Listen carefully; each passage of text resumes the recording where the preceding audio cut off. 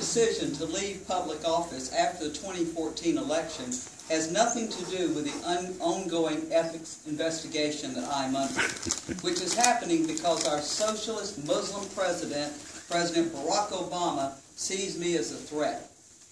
I know what the State Department is up to. I'm being targeted by the Office of Congressional Ethics because the United States has been infiltrated by radical Islam, and I am telling people about it. My BFF, Glenn Beck, said that the State Department is pushing Somalis into Minnesota, and I'm trying to find out why. I haven't gotten any answers, and now I am under investigation. This is truly a witch hunt. I know that once I determine what Somalis look like, I will expose them. Also, this president, he put us into Libya, and now he's trying to put us into Africa. I've also been targeted for harassment by this administration because I opposed a bill to expand AmeriCorps, a program that encourages citizens to serve the nation and each other. There are provisions in that bill, now listen carefully because this is crazy and scary, to create re-education camps for young people where they have to go and get trained in a philosophy that the government puts forward, and then they have to go to work in some of these politically correct forums. I'm not sure what all this means, but Glenn Beck also told me this, and he is a very smart man. But there was that one time in 2009 when even he thought I was over the top. I told him, and I do believe, that when you fill out your census forms, that there is a federal plot to take your data, round you up, and put you in internment camps.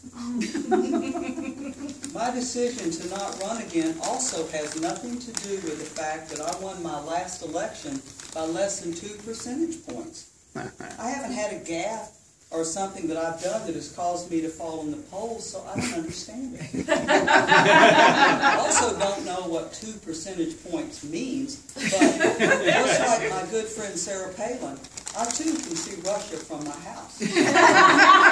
Now, I'm very good at geology, okay, so try to follow me here. Okay.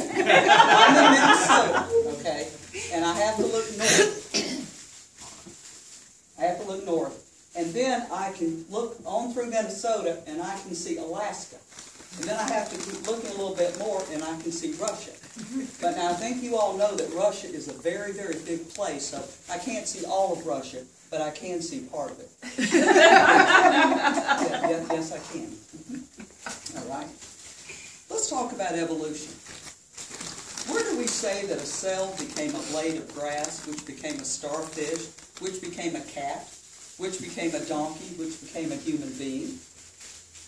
There's a real lack of evidence from change from actual species to a different type of species. That's where it's difficult to prove. My biggest achievement since I have been in Congress has been to work hard to repeal Obamacare. I just introduced a bill that I believe will have a different outcome than the other 41 times. That's why you saw the House of Representatives pass my bill, the full repeal of Obamacare, a few months ago. I had a vote. I mean it. I caused the vote. About 200 for and about 200 against. But the fours were a little bit low. Well, anyway, never mind, okay? But I have renewed confidence that we can pass this bill in the Senate, and I think the President will ultimately be forced to repudiate his own signature piece of legislation, because the American people will demand it. Even though many people didn't like the recent government shutdown, I think it did a lot of good. I really do. That's why we're here. Because we're saying, let's repeal this failure before it literally kills women and children and senior citizens. Let's not do that. Let's love people. Let's care about people. Let's repeal it now while we can. About the IRS. I think it's fair to ask, because of the IRS's recent disclosure that it has targeted conservatives, is it possible that the Obama administration might deny health care benefits to people it disagrees with politically? That only liberals will get health care? That could happen, people. You better wake up and realize it. Right. So now we find out that the IRS is making decisions based on our politics and beliefs, and they're going to be in charge of our health care. There's a huge national database that's being created right now. Your health care, my health care, all the Fox viewers' health care, their personal, intimate, most close to the best secrets will be in that database. And the IRS is in charge of it. So the IRS will have the ability, potentially, will they, to deny health care, to deny access, to delay health care. This is serious. Based upon our political beliefs, that's why we have to repeal Obamacare. And I still think it's possible. In 2007, I visited Iraq. And there's a commonality there. Commonality? Well, anyway, with the Mall of America here in Minnesota, in that it's on that proportion. There's marble everywhere. The other thing I remarked about is there's water everywhere. As I have been in my home district, the 6th District of Minnesota, there's no weekend that hasn't gone by that somebody doesn't come up to me and say, Michelle, why haven't you, all of you in Congress, impeached that president, that Obama guy? Why aren't you impeaching him? He's been making unconstitutional actions since he came into office. I am not saying that Obama should be impeached, but that option shouldn't be dismissed. We have had several flu epidemics under Obama as president, and I found it interesting that it was back in the 1970s when we had another Democratic president, Jimmy Carter, and the swine flu broke out. I'm not blaming this on President Obama. I just think it's an interesting coincidence that needs to be investigated. Did you know that the movie The Lion King is gay propaganda? Did you know that the music for this movie was written by a gay man? The message is, I'm better at what I do because I'm gay. Is this really the message that we want to send to our children? Wake up, America. Speaking of slavery, diversity in America, the founding fathers like John Quincy Adams worked tirelessly until slavery was no more. It didn't matter in the early days of democracy. It didn't matter about the color of their skin. It didn't matter their language. It didn't matter their economic status. It didn't matter whether they descended from royalty or from a higher class or a lower class. It made no difference. Once you got here, we were all the same. Isn't that remarkable? It's absolutely remarkable. Stephen Colbert has been really mean to me on TV. He made fun of me when I said that no studies exist that carbon dioxide is harmful. There really haven't been. I breathe it in every day and I'm just fine. Really, I am just fine.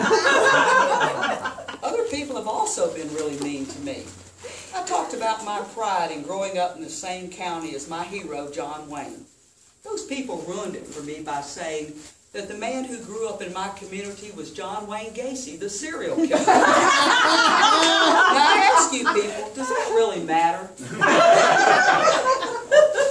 I want to talk about hurricanes and earthquakes for a few minutes. I truly see these disasters as God's warning to politicians.